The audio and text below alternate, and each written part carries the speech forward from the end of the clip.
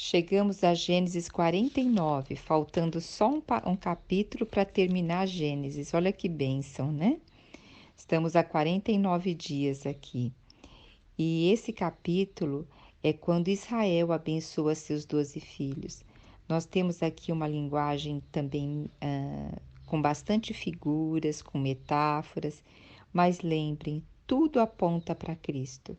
É bem complexo esse capítulo, não dá para realmente entender tudo, mas o pouco que eu ganhei eu vou procurar passar para vocês, tá bom? Então, mais tarde, Jacó solicitou a presença de todos os outros filhos. Por quê? Ele sabia que estava chegando a hora da sua partida, né? E ele disse: Achegai-vos à minha volta, e eu vos anunciarei o que vos acontecerá nos tempos vindouros. Então, o que vai acontecer para cada um desses filhos, o porquê? Cada filho desse vai ser uma tribo de Israel. Então, Israel, o estado de Israel todo, ele é dividido o quê? Em 12 tribos. Então, cada filho vai ficar com uma porção daquela terra. E aqui ele vai estar falando de cada tribo no futuro como vai ser, tá? Então, Ruben era quem? O filho mais velho de Jacó. E ele era o primogênito, lembra? Ou melhor, ele é o primogênito. Então, no versículo 3, Israel fala assim: Rubens, tu és meu primogênito, meu vigor, as primícias de minha viralidade, cúmulo de honra, superior em poder. Quer dizer, foi quando ele era bem jovem ainda que Rubens nasceu, por isso que ele fala a primícia da minha viralidade.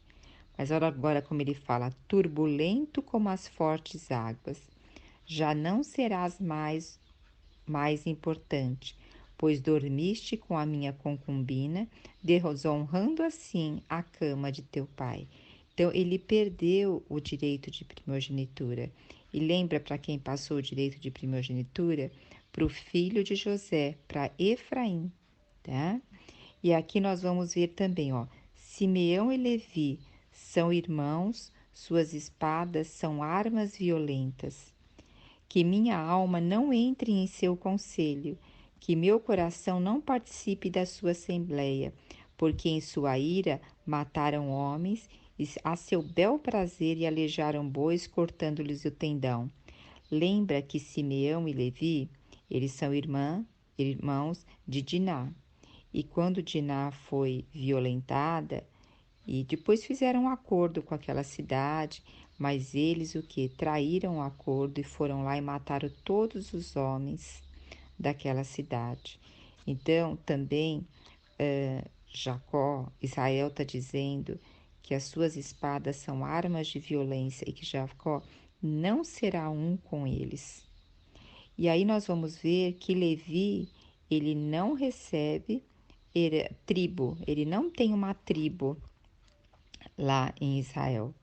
E Simeão, ele recebe um pequeno pedaço de terra que fica engolido assim por Judá.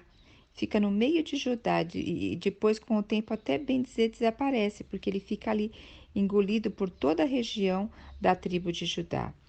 Agora, Levi, ele teve o quê? Houve algo muito abençoado com Levi.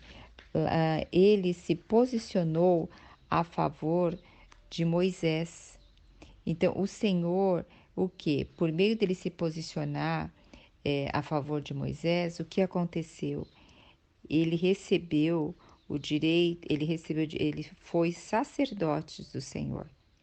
Então, eles receberam o que? Várias cidades dentro da tribo para ali ministrar as coisas do Senhor. Então, eles ficaram responsáveis por isso, porque eles se redimiram depois.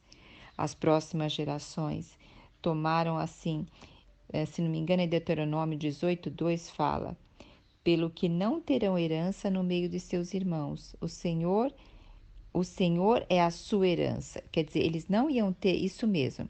Deuteronômio 18:2 fala a respeito dos levitas, que é Levi.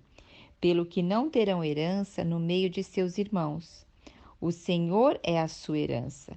Como lhes tenho dito, Deus fez dos levitas uma tribo de sacerdote e o distribuiu entre todas as outras tribos, para que pudessem continuamente trazer a presença de Deus à memória de seus irmãos. Então, por um lado, olha, depois de se posicionar na presença do Senhor, olha que bênção que eles tiveram. Então, tudo vai do nosso coração se converter, nosso coração retornar às coisas de Deus, né? Aí, depois fala sobre Judá. Então, você vê, olha, Rúben, Simeão e Levi, tudo filhos de quem? De Lia ou de Leia, em algumas traduções, que foi a primeira esposa de José, e Judá foi o quê? O quarto filho dela.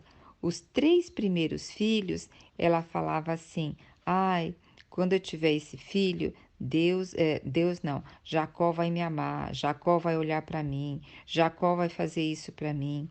Aí, quando ela teve Judá, ela falou assim: que Deus seria louvado. Então, por isso fala, ó, teus irmãos o louvarão.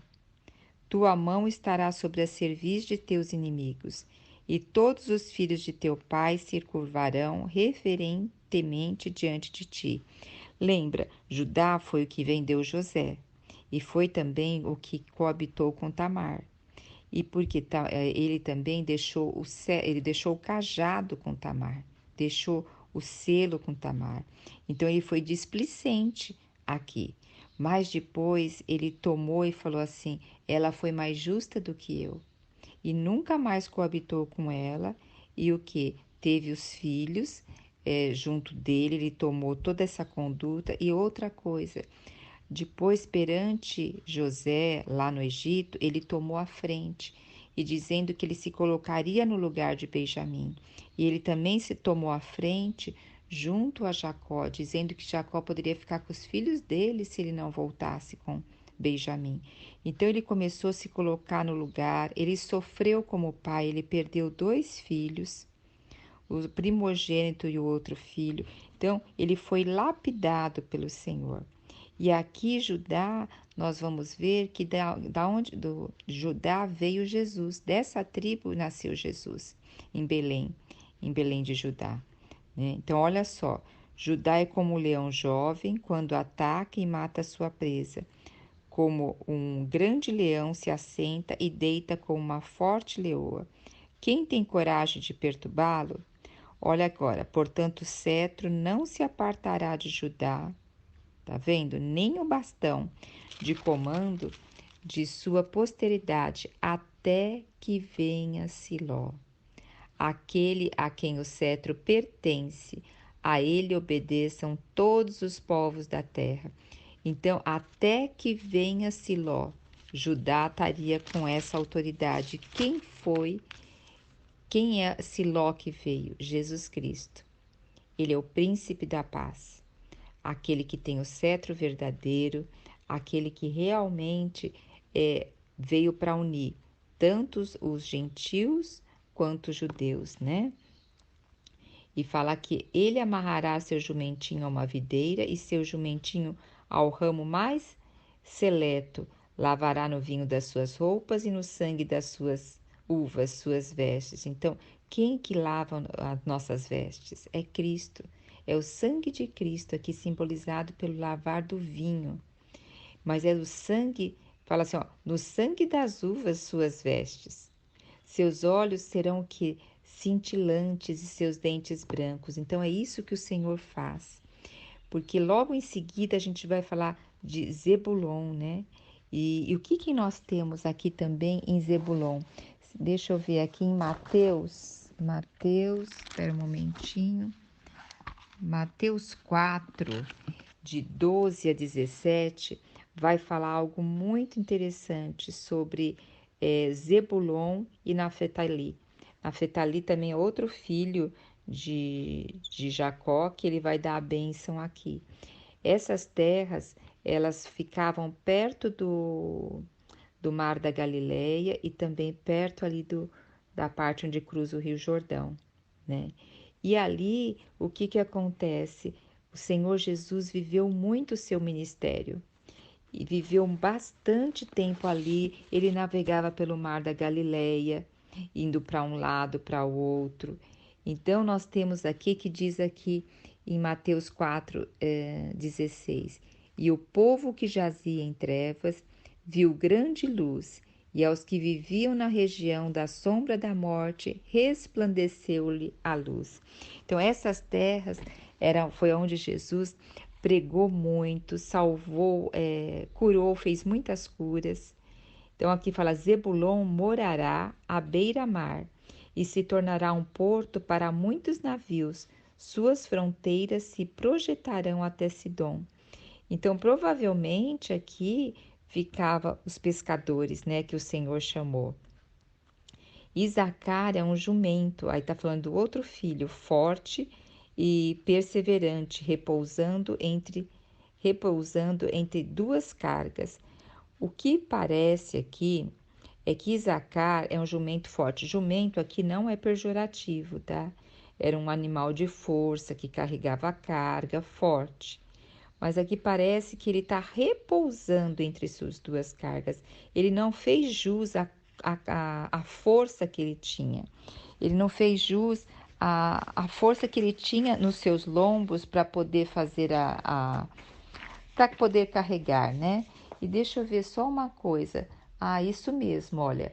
Na bênção de Débora, no livro lá que depois nós vamos ver em Juízes, na bênção de Débora, ela não faz, ou melhor, ela inclui Isacar sim, desculpa, eu achava que ela não tinha incluído Isacar, mas ela inclui sim, é um jumento forte. Agora vamos ver aqui. Quando compreender o que é bom, o seu lugar de descanso e como é agradável sua própria terra, ele se inclinará a fim de que lhe seja colocado a carga sobre as costas e sem reclamar trabalhará como escravo. Tudo apontando para Cristo, porque hoje a carga nossa ela é leve, a gente joga a nossa carga em Cristo e o Senhor fala: tomai de mim o meu jugo, que é leve. Então, aqui fala assim: sem reclamar, trabalhará como escravo, porque na realidade é Cristo em nós, né? Aí ele vai falar sobre Adã, que será uma cobra à beira da estrada. Parece que não é uma coisa boa, né? Como serpente venenosa no caminho que ataca e morde a pata do cavalo. E logo depois que ele termina de falar de Dan, ele faz tipo um suspiro. Ó Senhor Yahvé, meu Deus, espero em ti a minha libertação. Quer dizer, que mesmo ele dando essas bênçãos proféticas, a libertação só teria quando Cristo viesse. E a nossa libertação completa vai ser quando Cristo retornar, né? E aqui ele começa a falar também de Gade, que Gade será atacado de um bando de ladrões, mas na verdade ele perseguirá os calcanhares de seus salteadores. O que se sabe é que Gade quer dizer tropa. E Gade, assim, foi algo que lutou muito e eles eram, assim, perseverantes em questão de luta, né? Vamos ver mais adiante. Aqui fala que na mesa de Assar haverá abundância, suas terras produzirão alimentos dignos de reis. Agora vai falar sobre Naftali, ó. É como uma gazela livre e veloz que profere lindos discursos. Quem que ali em Mateus 4 diz assim, ó: o povo que jazia em trevas viu grande luz, e os que viviam na região da sombra da morte resplandeceu-lhe a luz. E aqui fala que eles profere lindos discursos, é de Cristo. Essa gazela livre, porque ele não estava debaixo da lei ali dos judeus, dos fariseus, ele era livre para poder falar de Deus e não falar das leis em si, né? E ele falava o que? Lindos discursos, as pessoas ficavam maravilhadas em ouvir Jesus, né? E aqui agora nós chegamos em José, e vai falar que é uma frondosa árvore frutífera, plantada à beira da fonte das águas puras, uma grande árvore que dá muitos frutos, cujos galhos avançam por sobre os muros. É tão frutífera, né, que os galhos avançam Agora fala o 23, com rancor, inimigos o atacaram e com violência o perseguiram com seus arcos e flechas. Aqui nós temos, por exemplo, os seus irmãos, né, que o atacaram com violência e o venderam. E depois quem perseguiu ele? A esposa lá de Potifar, né, perseguiu ele e fez uma injustiça e ele foi preso. Mas aí fala, contudo, seu arco permaneceu firme e seus braços jamais esmoreceram mediante a força do poderoso de Jacó. Quer dizer, Jacó está falando, eu tenho um Deus poderoso. E esse Deus é pelo nome do pastor, a rocha de Israel. Então é um Deus poderoso, ele é um pastor e ele é a rocha, ele é a firmeza, ele não se abala. Pelo que Deus de teu pai, que te socorre por El Shaddai, o Todo-Poderoso, El Shaddai é Todo-Poderoso, que abençoa com as bênçãos dos céus, bênçãos das preciosas palavras que circulam debaixo da terra, bênção de muitos rebanhos e de muitos filhos. Que olha, aqui a gente vê uma bênção por completo, né? A gente não vê nem palavra de advertência nenhuma. Então, as bênçãos de teu pai são infinitamente maiores que as bênçãos dos montes antigos. Que todas as bênçãos alcancem e permaneçam sobre a cabeça de José, sobre a testa daquele que foi escolhido entre todos os seus irmãos. Ó Senhor Jesus, que riqueza, né? Agora ele vai falar do Benjamim, o seu filho mais novo. Vai falar que Benjamim é um lobo predador. Ao alvorecer ele devora a sua presa e ao pôr do sol divide o despojo. Olha, Benjamim é aonde fica Jerusalém. E Jerusalém, a gente vê que já teve muita guerra ali. Muita guerra, o templo já foram várias vezes, 2 ou 3 vezes destruídas ali, foram reconstruídas. E a gente então está vendo que aqui está falando que Benjamim, ele é um lutador. Ele é um lobo predador, mesmo acontecendo, ele vai lá, ao alvorecer, ele vai, devora a sua presa. Então, está mostrando aqui, dando uma característica que Benjamim é o amado de Deus. Se a gente for ver lá em Deuteronômio 33:12, diz assim: E de Benjamim disse: O amado do Senhor habitará seguro com ele.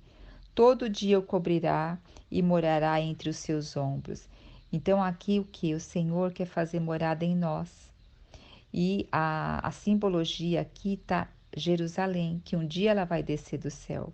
Mas hoje a gente ainda tem a Jerusalém terrena, que para ela ser novamente conquistada ali e voltar os judeus a fazerem o sacrifício ali como antes eles faziam.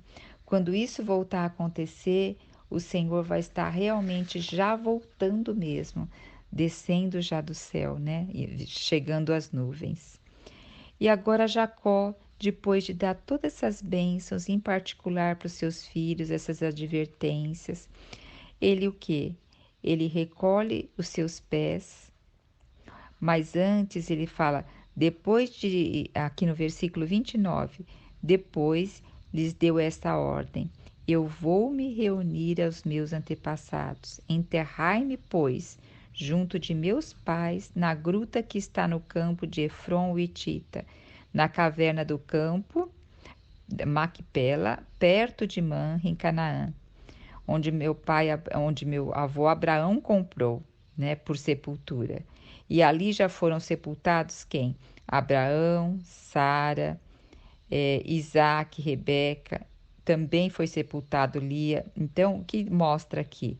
Que antes deles descerem para o Egito, Lia já havia falecido, pelo que demonstra aqui, e ela tinha sido sepultada lá. E fala que tanto o campo como a gruta que nele se encontra foram adquiridos, e agora eu quero ser sepultado lá. E ao terminar todas essas instruções, Jacó recolheu seus pés sobre o leito, expirou e foi reunido ao descanso com os seus antepassados. E foi reunido ao descanso com os seus antepassados. Quando nós cremos no Senhor, vivemos no Senhor, a morte para nós é um descanso, viver com os nossos antepassados até nosso Cristo voltar, que nós viveremos com Ele. Que coisa gloriosa, né?